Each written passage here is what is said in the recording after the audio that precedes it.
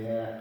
Okay, now here is Ralph, guest visit here to Steve's House of Speed, working on Jim's car here. What do you have to say for yourself? Just reaching the bolts. Just reaching the bolts. And what are you reaching? The housing bolt at the top, right behind the distributor. Got an air conditioning unit stuffed in under the fender, which kind of blocks your thing from underneath. So we're doing what's necessary to reach the bolts. They left 2 bolts out. Person before me, so I'm just making sure all the bolts go back in. Okay, and Jim's over here helping. Helping, yeah, with the camera. All right, that's enough of Jim. Okay, I got my camera laying on the floor here so you can see this, but we're working to take the power ram out of a Silver Cloud 2. This is the lock bolt, which I've already loosened a little bit, but you'll notice the threads here. I've counted these. There's 1, 2, 3, 13. There you go. But you want to put this back because this can bottom out at the end of the ram. So count your threads here and put it back in the same place, and to loosen it, like I said, I've already loosened this nut here. But there's a 1/2 inch dealie that you can go through, and slowly but surely you can get it out of there. Okay.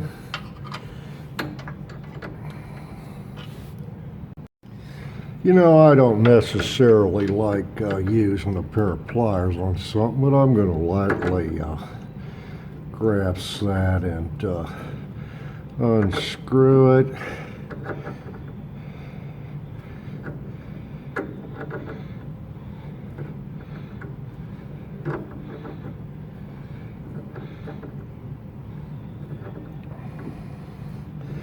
Making sure I don't get on those threads there, but there's quite a bit of thread in there, and that goes back in there, that little notch. You can get it started with it, but you really need something else to turn it with. Okay, as you can see up here, there's a cotter pin up here at the top. There's a funny bolt, but you want this end down, and it seems funny because you can't hardly get to this cotter pin, but or see the hole to put it in. But anyway, on a Cloud 3, you've got a little tap here which you can bleed the system with. But coming over here to the other side, you'll see there are 2 hoses here. One up here and one comes in here and screws in up here, and we'll get these 4 screws out. Okay, I'm going to lay that down. We'll get those 4 screws out, bolts with nuts on the back side. We'll get the cotter pin out, and this is 3/4 inch, by the way, and these are 7/16. Okay, so I'm going to go ahead and put a 7/16 up here. I'm going to get in the way there, but so get those loosened up. Take them off my hand after I get loosened up a little bit. And there's a washer under there, so you want to make sure not to drop that and hit your phone when you're recording. But there we go. Not a washer. And that's a lock washer I've got on there. I guess that's what came off of there. I usually put back what comes off, but I'm going to check that. That may not be the right quote washer for this. But I've got all those 4 out. And then I'm going to take this cotter pin on out.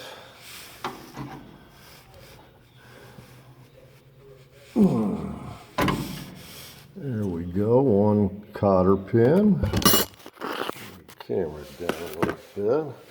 Now these are 3/4 inch, and I'm hoping they're not really on there too good. Sometimes things get tight or whatever, but yeah, I'm gonna have to use one on the bottom of that. They don't have a lot of grit on that to hold that on the bottom.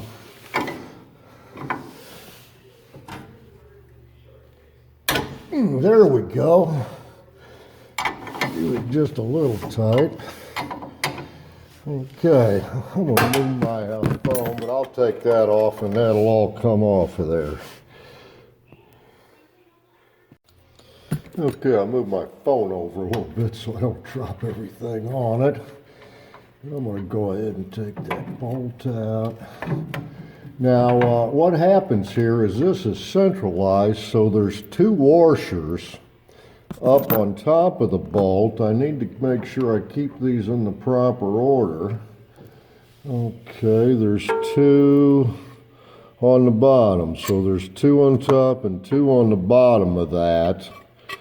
And of course 1 on the outside, so we'll put those back all in the right order there. So 2 spacers here, 2 spacers here, and we'll be good.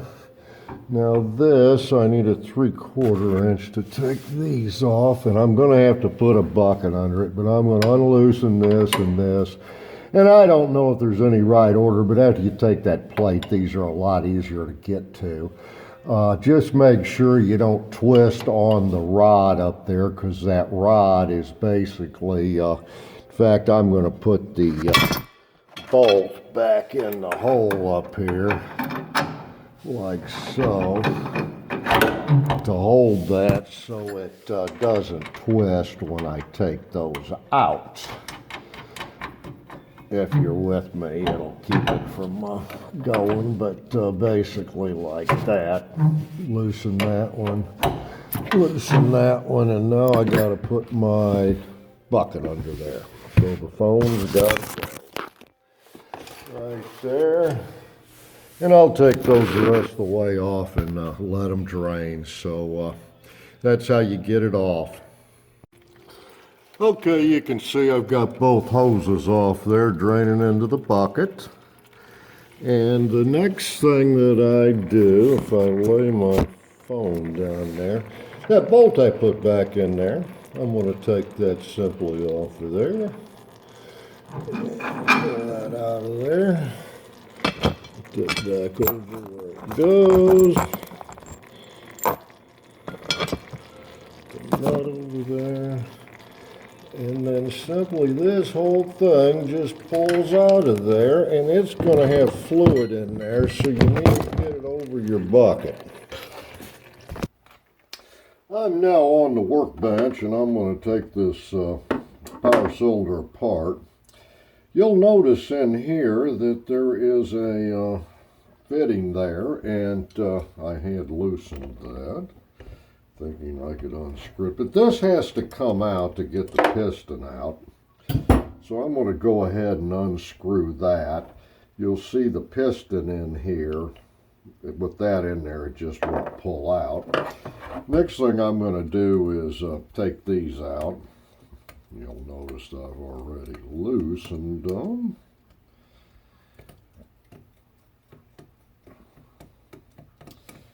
And then we'll take this cover plate off. Oh, this is a screw, and it's got a star washer underneath it, of course. See the star washers there? I'd already previously had these CAD plated. What I find is these things last 20,000 miles or so if you use them all the time and kind of keep them exercised. But they will start leaking. That is not a very good seal that they put in there. Of course, everything on a Rolls Royce. So.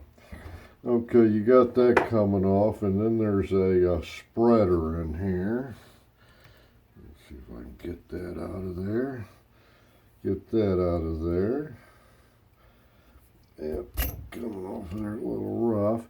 There's a paper washer there. You'll see the paper washer and then the spreader. Okay, out of the end here, we talked about the cover plate, the scraper, and it fits in one way with the little edge up.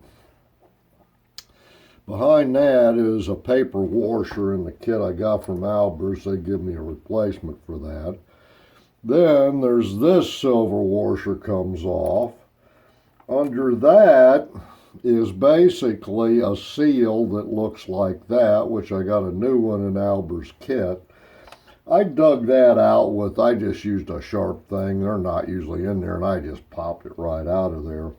You got to be careful not to nick this, because that has to be smooth riding on that bearing.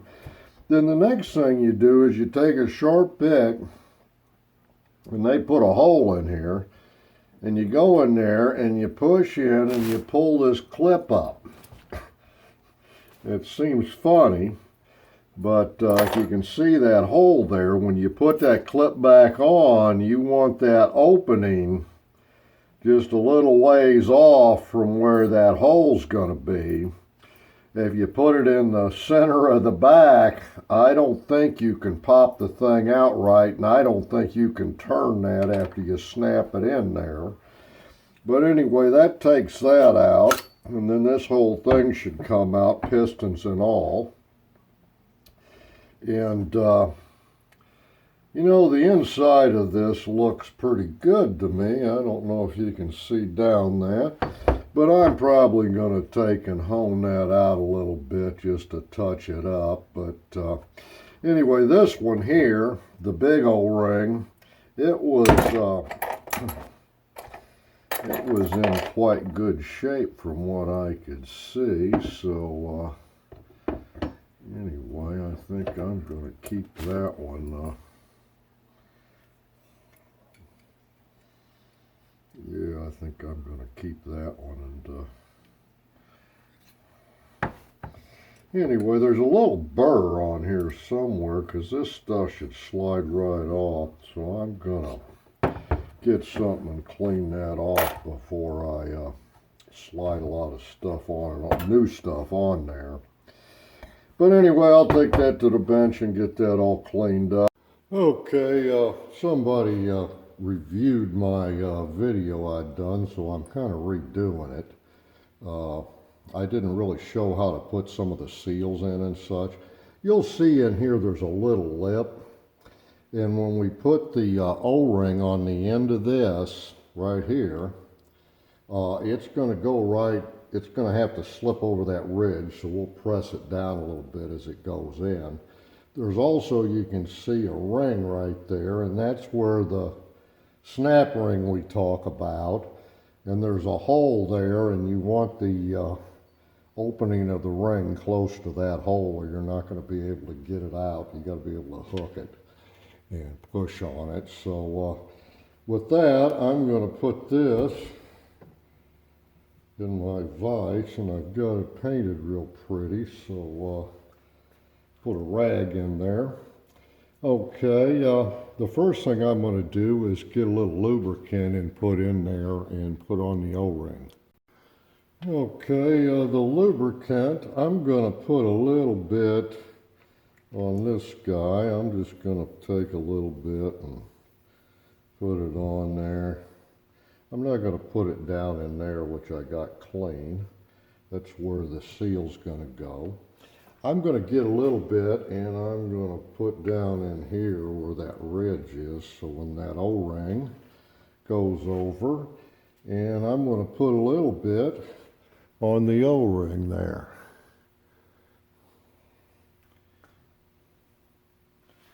Okay, so you'll see, I put it on here. I don't know, I might have been out of camera for you when that happened. But this seal just pops on there right like that. The next thing that happens is you got to shove the piston in. Okay, I'm going to try to stay in camera view as I do this. I'm going to put a little bit of lubrication, and I'm just using a 3-in-1 oil, and I don't think I'm putting enough on there to really do much of anything. But the first thing I do is I make sure those have rings on it. And I make sure that they're facing in different directions, first of all, which I don't think I said in the other video. And then I very carefully work it down in there. And now I got to that ridge, and that ridge I'm going to kind of wobble it a little bit and get it to go on down. Okay. The next thing I'm going to do is I'm going to put a bit of little lubrication on this shaft. But I am now going to insert this in there. And this hole here, okay, has to match up with this hole in front. I think you can see my little finger sticking out of there. But anyway, a little goop out of there. When you put it down, you make it a whole lot easier on yourself. And that goes on there pretty easily. And when you get that hole lined up where you want it, you go ahead and see it goes on down. Now when we put the final plate on, it's going to pull that up a little bit, but that basically goes in there like that. And that O-ring I put on the bottom there is a CD 702R, and I got that from Albers. The seal I'm going to put in there, I got one from Albers, and it started leaking right away, so I checked everything, and I think I did everything right. So I know the guys from California recommend a little heavier seal, but the next thing I'm going to do is clean my hands. Okay, got my hands washed. The reason I did is I've got this nice and clean. This goes in the hole here, which I've got nicely lined up. Before I put it in the hole, you need a sealer on here, and if you use a liquid sealer, which I used to use, but if you're careful with it and don't get it on those beginning threads, it won't spread out. Oops.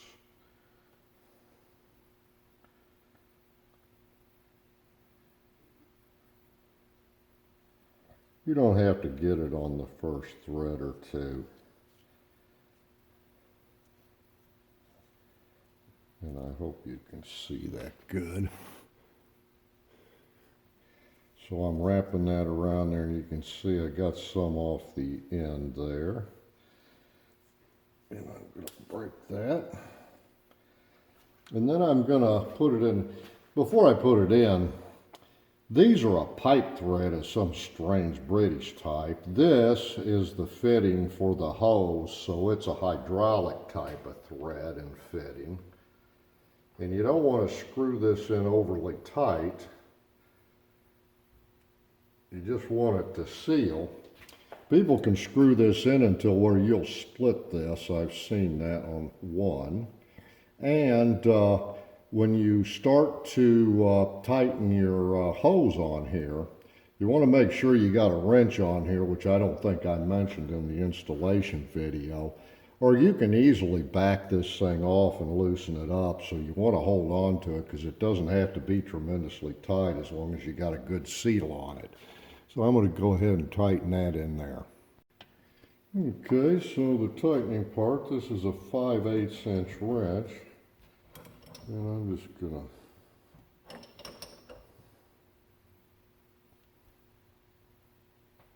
to tighten it to right there. And that, I hope has enough sealing tape down there. So, anyway.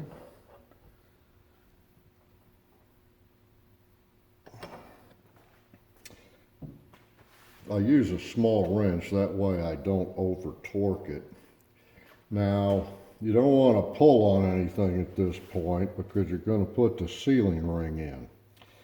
And talking about the sealing ring, it's a CD66R, and I got this from Albers. Now the last one I got, it seemed to leak a little bit, and I think I did everything right. I watched a video of the California guys, and they ordered one that was a little bit heavier density rubber. But what I'm going to do is I'm going to put a little lubrication on this, on the inside of it anyway, because it's going to go over here, and I've already lubricated this shaft. But you got to be real careful on all these points you go over, because you can, oh, I should have mentioned, the lips always go, you know, the oil's coming this way, so the lips always go towards the side that seals the oil. And I'm trying to go real easy. Oh. Okay. Got it going down. Now it'll go in there a little ways. Now, the secret to get this to seal is I've actually got a screwdriver here that has really been used, so it's got a blunt end.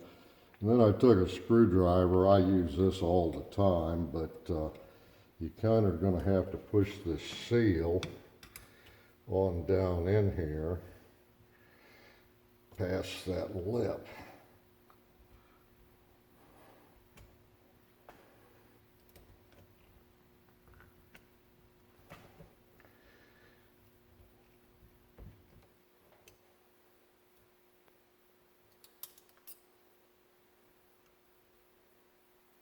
My vise isn't near tight enough, but you work all the way around. You kind of push that in and get it past that lip, and you can feel it slipping down.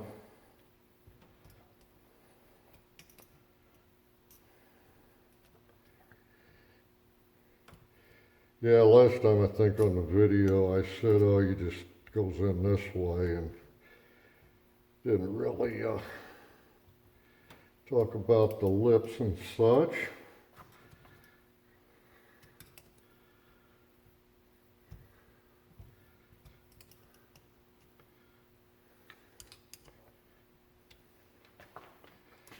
Got one side there. I try to do a little bit and don't get it too far down in there.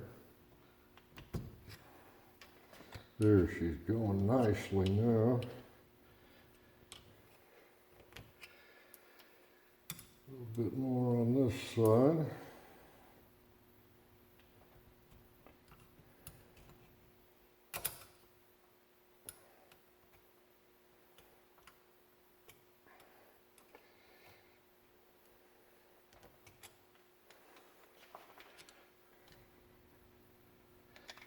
Okay. Okay, once you get it going all the way around, you can snug it down. You can kind of feel it going squeegee, squeegee, squeegee as it goes down.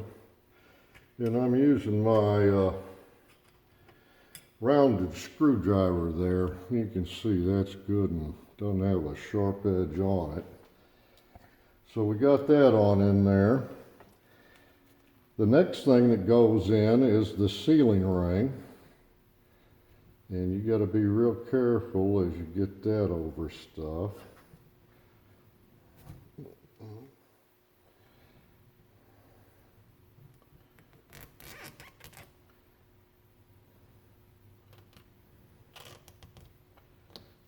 Okay, so we got the sealing ring there. And that sealing ring is a piece of cardboard is what it is. It's CD167R. Got that from Alber's. There's an aluminum washer here, and you can tell which way it goes on. I don't know that it makes a difference, but you can tell which way it was on there. So that goes on there. By the way, one thing I didn't mention is with the new seals, the old ones had this spreader that went in them. So if you got that, you don't need it with some of the new seals. If it's got a big V in the back of it, then that goes in there to help spread those lips. But on these new ones, you don't have that, the new seals. CD671R is what they call the scraper. Now this scraper has been used and used, and actually it's so sloppy it just falls on there. Now the new scraper, which by the way has a little lip on it on one side, that lip's going to go up in that ring so it keeps it centered, okay, as you put the last piece on there. But anyway, this comes on down, making sure you got it in the right direction. I'm going to put a little lubricant on that. But you can see that spreader is really, it really's on there. This guy here, he's past his better spreading days, see? Okay, luckily as I push that down, I push the cylinder down, which is, or the piston down, which is perfectly okay. It'll bottom down there on the end of the shaft. But from the standpoint, you don't want to pull it up at this point because everything you've done will come out of there until we put the ring in. And this ring, as I said, there's a hole and it happens to be on that side. So when you put this in, you want to put it in. I'm going to push it in with my rounded screwdriver.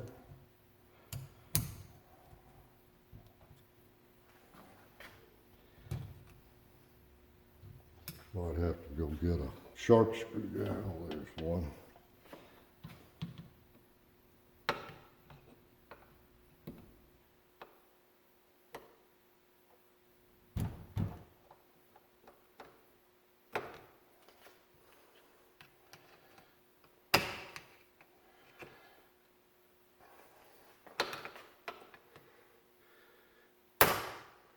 There she goes. So if they'll snap right in there, you want to make sure it's in there all the way around. And to do that, I'm going to put a screwdriver in, make sure it's in the groove there. It's in the groove. Now you can pull up on that if you want. But the last step here, and I don't know there's a right or wrong direction with this, but you can see where the screws were and where the edge was here.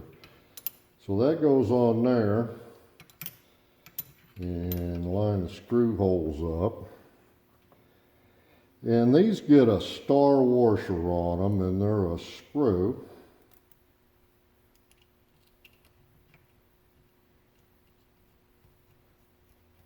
And I'm going to get the 4 of them in there with the star washers, and we'll be almost done. Okay, I got all those screws started. And you can feel it. I go kind of back and forth because you pull all that together.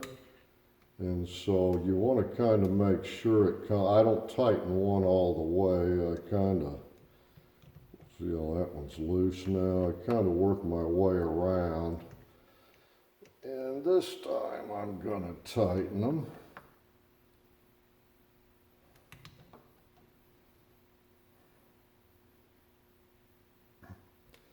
And there I've got my Ram ready to go to Tahoe. See what the RROC, the Rolls-Royce Owners Club, great organization. If you love Rolls-Royces, you should go to the website and you should join the club so you can get in and look at all the good pictures and such.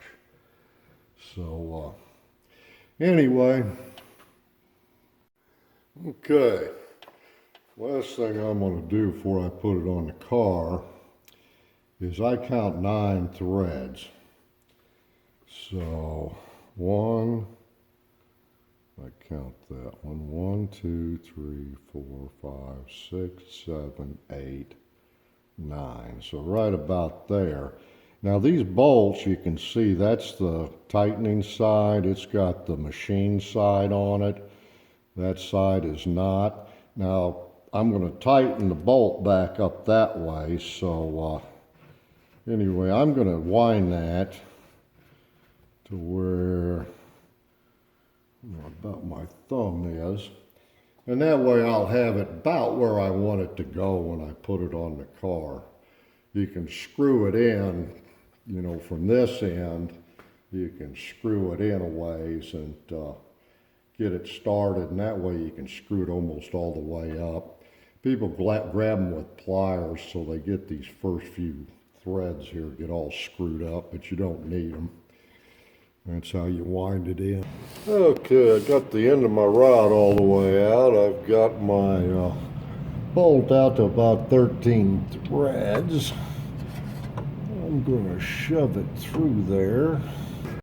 Okay, got a simple goal here, and that is to get this started. And that till I get it started, and I need to get the light over here.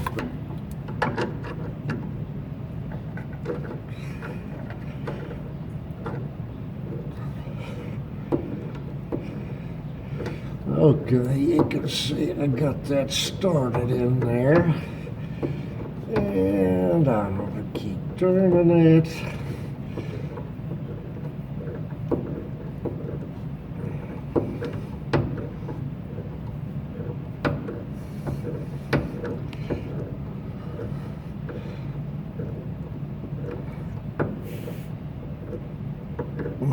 Okay, whoa.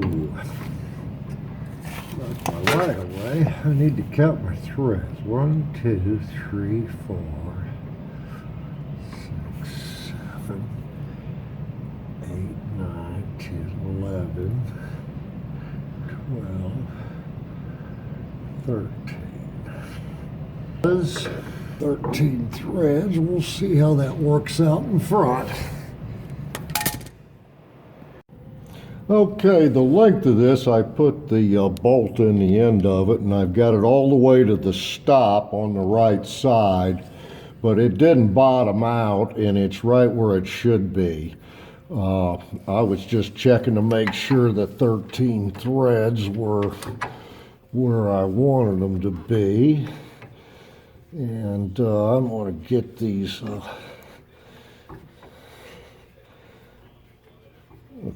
that started. Sometimes these things are a booger to get started. You wonder why. They're big old threads.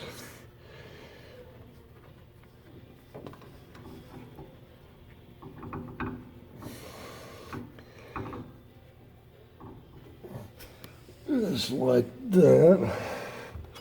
And that's a 3/4 inch. So I'm going to take and snug that up. You can't hardly get to this one, so I always make sure I get a good little pull on it. Okay. And that's going to try to go down, of course. And then this one is a little bit easier. Usually I say that'll probably be hard to get started. Yeah.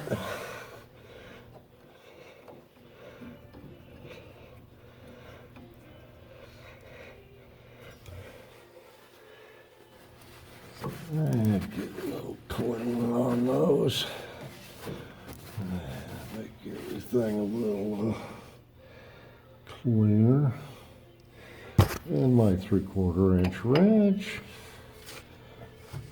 And I'm going to give that a good snugging.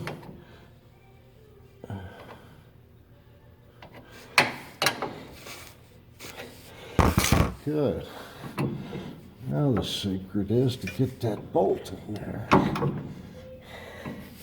And the bolt, where the hell the bolt is, there's the bolt.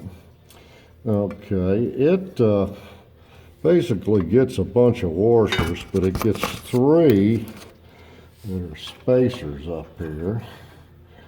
They go up on top there. You want to get these back where they went. There was 1 on the bottom, 3 on the top. If I can get that through there.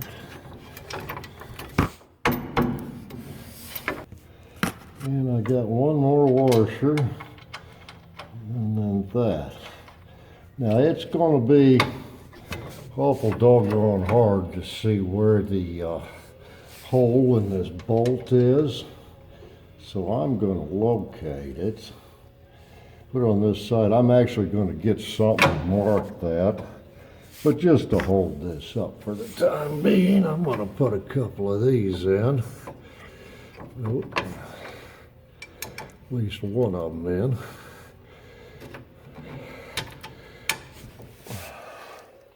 Come on, put my washer on. And put the bolt on with the, on these British bolts, there's a downside, a machine side that's flat. You always want to make sure you get those pointed in the right direction.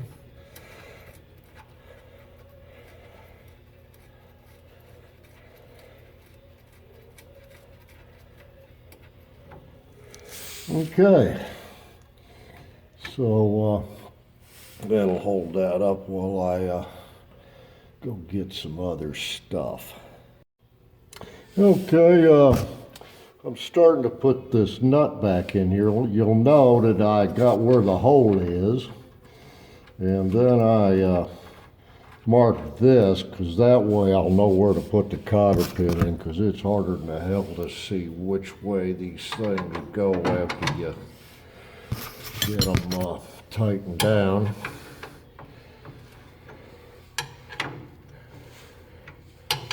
And I think there's always the same number of washers in here, because otherwise that pin wouldn't go in right. Right there. And then I'll make sure I get it just about there.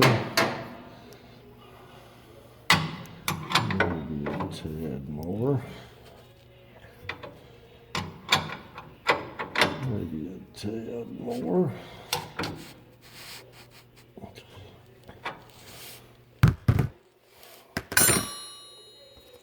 And that should line up. Got to go get me a cotter pin. Okay, and the last thing to do is put the cotter pin in here. You'll see I got the hole lined up and matching, so I'm going to go ahead and stick that in there, and then we'll put fluid back in it. Okay, this is simple here. Everybody knows where you put the fluid in these things, but I'm going to take the cap off there, lay it on a... But basically, you fill it up there, and we'll fill that up, turn the steering wheel back and forth a few times, and then we'll start the engine up and let it run as we put more fluid in it.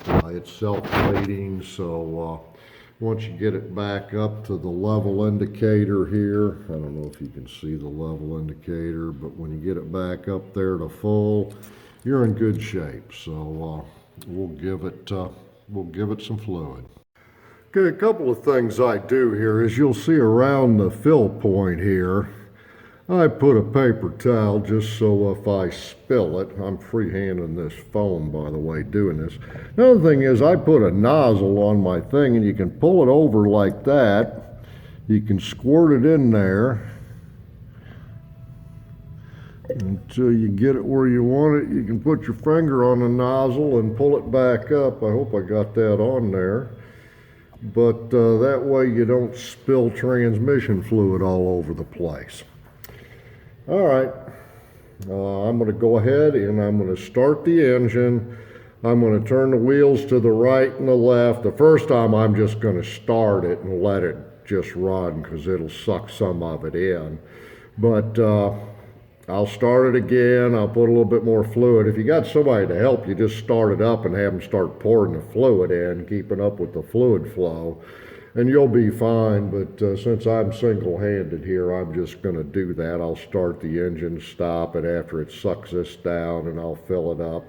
It probably doesn't take more than about a quart and a half is what I'm guessing to fill the whole system up. And this is transmission fluid, by the way. I've been talking about filling up with fluid a lot, but I use transmission fluid and ATF, and that pretty well does it.